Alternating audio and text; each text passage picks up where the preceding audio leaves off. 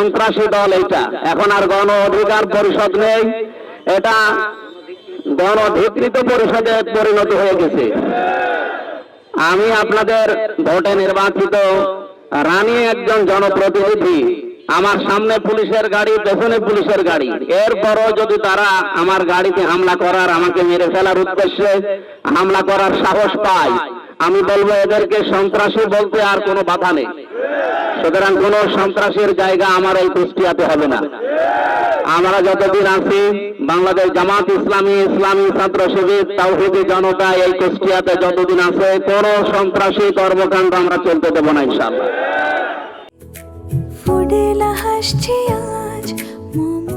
ফুডেলা একটি নাবিল পণ্য। প্রশাসনকে আমরা আহ্বান জানাই, কোন দলের লেজর ভিত্তি করা যাবে না, সে ফেল হোক। আপনারা সরকারি লোক, সরকারের দায়িত্ব পালন করবেন।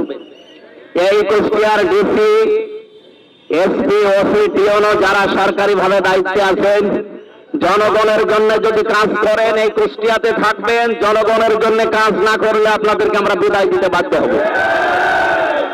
প্রান্তীয় কুষ্টিয়াবাসী, আমরা যারা এই দেশে দিন কায়েমের স্বপ্ন দেখি, আল্লাহর কসম এই খোলা আকাশের নিচে দাঁড়িয়ে বলছি, আমাদের আল্লাহর নামে শপথ নিয়ে বাড়ি থেকে প্রতিদিন বের হওয়া লাগে। এই কুষ্টিয়াতে কোনো সন্ত্রাসী কর্মকাণ্ড চলতে দেওয়া হবে না ইনশাআল্লাহ।